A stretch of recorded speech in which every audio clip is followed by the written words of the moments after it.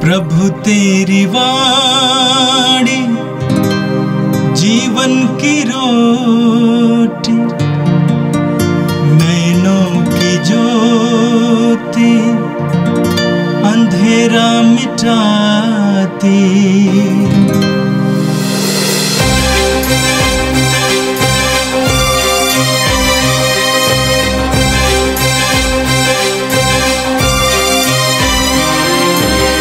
प्रभु तेरी वाणी जीवन की रोटी, नैनों की ज्योति अंधेरा मिटाती। प्रभु तेरी वाणी जीवन की रोटी, नैनों की ज्योति अंधेरा मिटाती। वाणी वाणी वाणी वाणी वाणी पवित्र है, शाश्वत है, जीवन का मन्ना है। 10 अगस्त बुधवार। पहला पाठ कुरिन्थियों के नाम संत पौलुस का दूसरा पत्र, अध्याय 9, वचन संख्या 6 से लेकर 10 तक। जो कम बोता है वह कम लूनता है, और जो अधिक बोता है वह अधिक लूनता है। हर एक ने अपने मन में जितना निश्चित किया है उतना ही दे दें। वह अनिच्छा से अथवा लाचारी से ऐसा ना करें, क्योंकि ईश्वर खुशी से देने वालों को प्यार करता है। ईश्वर आप लोगों को प्रचुर मात्रा में हर प्रकार का वरदान देने में सामर्थ है, जिससे आपको कभी किसी तरह की कोई कमी नहीं हो, बल्कि हर भले कार्यों के लिए चंदा देने के लिए भी बहुत कुछ बच जाए। धर्म ग्रंथ में लिखा है, उसने उदारतापूर्वक दरिद्रों को दान दिया। उसकी धार्मिकता सदा बनी रहती है। जो बोने वालों को बीज और खाने वालों को भोजन देता है, वह आपको बोने के लिए बीज देगा, उसे बढ़ाएगा और आपकी उदारता की अच्छी फसल उत्पन्न कर देगा। यह प्रभु की वाणी है। संत यूहन्ना के अनुसार पवित्र सुसमाचार अध्याय 12 वाक्य 24 से 26 तक। प्रभु यीशु ने कहा, मैं तुम लोगों से ये कहता हूँ, जब तक गेहूं का दाना मिट्टी में गिरकर नहीं मर जाता, तब तक वो अकेला ही रहता है। परंतु यदि वो मर जाता है तो बहुत फल देता है। जो अपने जीवन को प्यार करता है वो उसका सर्वनाश करता है, और जो इस संसार में अपने जीवन से बैर करता है वह उसे अनंत जीवन के लिए सुरक्षित रखता है। यदि कोई मेरी सेवा करना चाहता है तो वह मेरा अनुसरण करे। जहाँ मैं हूँ वहीं मेरा सेवक भी होगा। जो मेरी सेवा करेगा मेरा पिता उसको सम्मान प्रदान करेगा। ये प्रभु का दिव्य सुसमाचार है। ख्रिस्त प्रभु की जय। मेरे प्रिय भाई और बहनों, आज के इस पवित्र दिन के लिए हम प्रभु को धन्यवाद दें और प्रभु से प्रार्थना करें कि आज का संपूर्ण दिन हम प्रभु की उपस्थिति में बिताएं। हम जो कुछ करें या कहें प्रभु की उपस्थिति का एहसास करते हुए करें, और जहाँ कहीं भी जाएं वहाँ पे हमें प्रभु की उपस्थिति का एहसास हो। हमें प्रभु की कृपाएं मिले, हमें प्रभु की आशीष मिले। आज हम एक महान संत का पर्व मनाते हैं। 3री सदी के महान शहीद संत लॉरेंस का। संत लॉरेंस 3री सदी के शहीद संत थे। वो समय था जब प्रभु यीशु के शिष्यों पर, ईसाइयों पर अत्याचार चल रहा था। आप जानते हैं, प्रभु यीशु की मृत्यु के बाद, उनके पुनरुत्थान के बाद, पेंतकोस्त के बाद शिष्यों पर घोर अत्याचार चलता था। और यहाँ तक कि रोम का सम्राट भी अत्याचार को बढ़ावा देता था। 3री सदी में हम देखते हैं एक महान सम्राट थे जिनका नाम है वलेरियन, और उन्होंने ये आदेश दिया कि सभी मसीहियों को मार डाला जाए और उनकी संपत्ति जब्त किया जाए। उस समय के संत पापा सिक्सतुस द्वितीय 4 उपयाजकों के साथ मरवा डाले गए। और उस समय कलीसिया की संपत्ति, रोम की संपत्ति एक व्यक्ति के अधीन थी जिसकी देखभाल करता था, वो था संत लॉरेंस। लॉरेंस को बुलाया गया और उसको बताया गया कि 3 दिन का समय दिया जा रहा है, सारी संपत्ति को बेचकर उसका धन सम्राट को दिया जाए, क्योंकि सम्राट का ये विश्वास था, विचार था कि कलीसिया के पास बहुत संपत्ति है। लॉरेंस ने उन 3 दिनों के अंदर सारी संपत्ति को लोगों में वितरित किया और उसके बाद बहुत सारे लंगड़े, लूले, अंधे, अनाथ और विधवाओं को इकट्ठा करके प्रशासकों के सामने उनको खड़ा किया और कहा कि यह कलीसिया की संपत्ति है। उनका अपमान हुआ और इसलिए उसको सम्राट ने मरवा डाला। बताया जाता है कि संत लॉरेंस को जिस तरह हम किसी चीज़ को तलते हैं, उसी तरह संत लॉरेंस को लोहे के छड़ियों के ऊपर लिटाया गया जो पूरी तरह से पके थे और उनको पकाया गया एक तरह से। मजाक में संत लॉरेंस ने कहा, जब एक तरफ पक चुका था, लोगों से कहा कि दूसरी तरफ पलट दीजिए और अच्छी तरह पका के खा लीजिए। एक संत के मनोभाव को देखिए, आनंद के साथ अपना जीवन प्रभु के लिए अर्पित करते हैं। मामूली बात नहीं है। जब हमारे जीवन में छोटी छोटी विपत्तियां आती हैं, छोटे छोटे प्रलोभन आते हैं, लोगों से अत्याचार की बात सुनी जाती है, लोग हमें परेशान करने लगते हैं, हम लोग कितने बेचैन होने लगते हैं। लेकिन संत लॉरेंस ने अपना जीवन खुशी के साथ दे दिया। और आज का पहला पाठ कुरिन्थियों के 2 पत्र के अध्याय 9 से लिया गया था। संत लॉरेंस के परिप्रेक्ष्य में आज का पाठ बहुत महत्वपूर्ण है। वहाँ पर आपने सुना, वचन में लिखा हुआ है वाक्य 6 से, संत पौलुस कहते हैं, इस बात का ध्यान रखें कि जो कम बोता है वो कम लूनता है और जो अधिक बोता है वो अधिक लूनता है। आगे, ईश्वर प्रसन्नता से देने वालों को प्यार करता है। ईश्वर आप लोगों को प्रचुर मात्रा में हर प्रकार का वरदान देने में समर्थ हैं, जिससे आपको कभी किसी तरह की कमी नहीं, बल्कि हर भले काम के लिए चंदा देने के लिए भी बहुत बच जाएं। आगे संत पौलुस कहते हैं, जो बोने वाले को बीज और खाने वाले को भोजन देता है, वो आपको बोने के लिए बीज देगा, उसे बढ़ाएगा और आपकी उदारता की अच्छी फसल उत्पन्न करेगा। इन वचनों को चंदा के परिप्रेक्ष्य में लिया जाता है।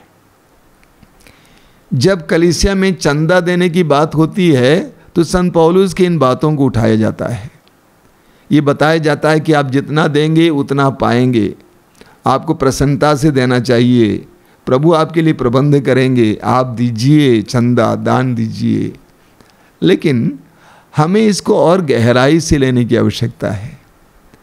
ये आत्मसमर्पण के बारे में बताता है, ईश्वर को अपने आप को देने के बारे में बताता है। हम रोमियों के पत्र के अध्याय 12 उसके वाक्य 1 में पढ़ते हैं, पौलुस कहते हैं, भाइयों, मैं ईश्वर की दया के नाम पर अनुरोध करता हूँ कि आप मन तथा हृदय से उसकी उपासना करें और एक जीवंत, पवित्र तथा सुग्राह्य बलि के रूप में अपने को ईश्वर के प्रति अर्पित करें। ये दान देने के विषय में ही नहीं है, ये वचन अपने आप को प्रभु को समर्पित करने के विषय में है। प्रचुर मात्रा में देने वाले उस ईश्वर के हाथ में अपने आप को समर्पित करना।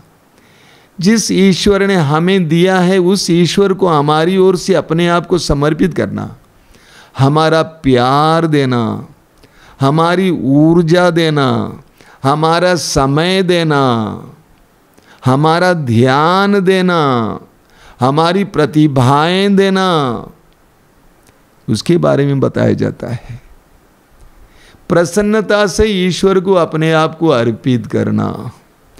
जो प्रसन्नता से अपने आप को ईश्वर को अर्पित करता है, ईश्वर उसको प्रचुर मात्रा में देता है, इस लोक में और परलोक में भी।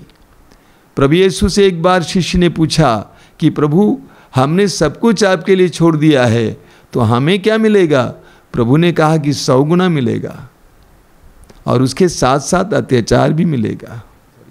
जो बड़े आनंद के साथ, खुशी के साथ अपने आप को प्रभु को अर्पित करता है, प्रभु से प्रचुर मात्रा में कृपाएं, अनुग्रह और भरपूर जीवन प्रदान करता है। संत लॉरेंस के इस महान पर्व पर प्रभु हमें इस ओर ध्यान आकर्षित कर रहे हैं कि हमें अपने आप को प्रभु को समर्पित करने की ज़रूरत है। और आज के सुसमाचार में प्रभु यीशु कहते हैं, मैं तुम लोगों से कहता हूँ, जब तक गेहूं का दाना मिट्टी में गिरकर नहीं मर जाता, तब तक वो अकेला ही रहता है, परंतु यदि वो मर जाता है तो बहुत फल देता है। प्रभु यीशु हमें एक सुंदर उदाहरण समझाते हैं, गेहूं के दाने का उदाहरण। हम गेहूं के दाने को मिट्टी में बोते हैं, वो मर जाता है, सड़ जाता है, उसमें से एक पौधा उगता है और उस पे ढेर सारे दाने उत्पन्न होते हैं। लेकिन उसके लिए उस गेहूं के दाने को मिट्टी में गिरना और मरना आवश्यक है। अगर गेहूं का दाना मिट्टी में गिरने और मरने और सड़ने को तैयार नहीं है, तो वो बहुत सारे दाने उत्पन्न नहीं कर सकता है। प्रभु यीशु ने अपने आप को हमारे लिए अर्पित किया। यीशु उस गेहूं के दाने की तरह है जिसने अपने आप को इस संसार के लिए अर्पित किया, अपने आप को शून्य बनाया, और यीशु के द्वारा आज करोड़ों अरबों लोगों ने मुक्ति, उद्धार और जीवन प्राप्त किया है। और यीशु चाहते हैं कि उनके शिष्य भी ऐसा ही करें। मैंने कहा कि आज हम संत लॉरेंस का पर्व मनाते हैं। कलीसिया में ऐसे लाखों लोगों ने अपने आप को पूरी तरह से प्रभु के लिए अर्पित किया है, और उनके बदौलत आज कलीसिया जीवित है। उनके रक्त बहाए जाने से, उनका जीवन अर्पित किए जाने से आज कलीसिया जीवित है। प्रभु यीशु आगे हमसे कहते हैं, जो अपने जीवन को प्यार करता है वह उसका सर्वनाश करता है, और जो इस संसार में अपने जीवन से बैर करता है वह उसे अनंत जीवन के लिए सुरक्षित रखता है। इस संसार में रहते समय जो अपने जीवन से बहुत ज़्यादा आसक्त है, लगाव रखता है, अपने जीवन को बनाए रखने के लिए सतत प्रयत्न करते रहता है, अपने शरीर को जिंदा रखने के लिए हमेशा प्रयत्न करते रहता है, छोटे छोटी बातों से डरता है, अपने को इस सांसारिक जीवन में बनाए रखने के लिए सतत प्रयास करता है, उसके बारे में चिंतित है, प्रभु कहते हैं वो उसे खो देता है। लेकिन जो यीशु के लिए और ईश्वर के राज्य के लिए अपने जीवन को खोने को तैयार है, वो अनंत जीवन प्राप्त करता है। हम जानते हैं कि संसार में कोई भी अमर नहीं है, हम सभी मरणशील हैं। हम इस संसार में अपने शरीर को बचाने के लिए कितना परिश्रम करते हैं, कितनी मेहनत करते हैं, लेकिन हम ये भी जानते हैं कि इसको हमें छोड़ना है, ये शरीर तो मिटना ही मिटना है। ऐसे में हम प्रभु से सद्बुद्धि मांगे कि प्रभु मुझे इतनी बुद्धि दीजिए ताकि मैं इस शरीर में रहते हुए अनंत जीवन के योग्य जीवन जी सकूं। आगे प्रभु कहते हैं, यदि कोई मेरी सेवा करना चाहता है तो वो मेरा अनुसरण करे। यीशु ने सुसमाचार में कहा, लूकास अध्याय 9 में उसके वाक्य 24 में, यदि तुम मेरा अनुयायी बनना चाहते हो, अपने प्रतिदिन का क्रूस उठाकर मेरे पीछे हो ले, मेरा अनुसरण करें।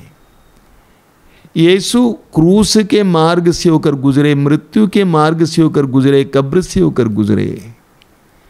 यीशु ने अपने आप को इस संसार के लिए और हमारे लिए अर्पित किया।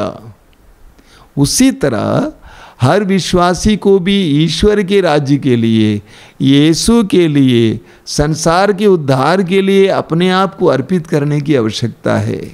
अपना समय, अपना ऊर्जा, अपनी प्रतिभाएं, अपना धन ईश्वर के राज्य के लिए इस्तेमाल करना। हम प्रभु से प्रार्थना करें संत लॉरेंस जैसे महान संत के पर्व पर कि हमें भी प्रभु आत्मसमर्पण का वरदान दे, हमें सच्चाइयाँ समझा दें और हम प्रभु के मार्ग पर चल सकें। प्रभु की तरह हम भी गेहूं के दाने की तरह संसार के कल्याण के लिए, ईश्वर के राज्य के लिए, यीशु के लिए अपने आप को बर्बाद होने देने के लिए कृपा दें, प्रभु से मांगें। आइए हम प्रार्थना करें। प्रभु यीशु धन्यवाद देते हैं तेरे महान उदाहरण के लिए। तूने अपने आप को हमारे लिए अर्पित किया एक गेहूं के दाने की तरह, और तूने करोड़ों अरबों दाने उत्पन्न किया। धन्यवाद देते हैं प्रभु तेरे बलिदान के लिए, और हम तुझसे प्रार्थना करते हैं हमें भी तेरा अनुसरण करने की कृपा दीजिए। तेरी तरह एक बलिदान पूर्ण त्यागमय जीवन जीने के लिए कृपा दीजिए। ये प्रभु यीशु इन वचनों को सुनने वाले मेरे भाई बहनों को कृपा दीजिए, आशीर्वाद दीजिए। आज का संपूर्ण दिन उनके लिए अनुग्रह का दिन बने, आशीष का दिन बने। वे जहाँ कहीं भी जाएं तेरी उपस्थिति उनको घेरे रखे और उनको सुरक्षा प्रदान करें। हमारी इस प्रार्थना को ग्रहण कर, आमीन। प्रभु तेरी वाणी जीवन की रोटी, नैनों की ज्योति अंधेरा मिटाती। वाणी वाणी वाणी वाणी वाणी पवित्र है, शाश्वत है, जीवन का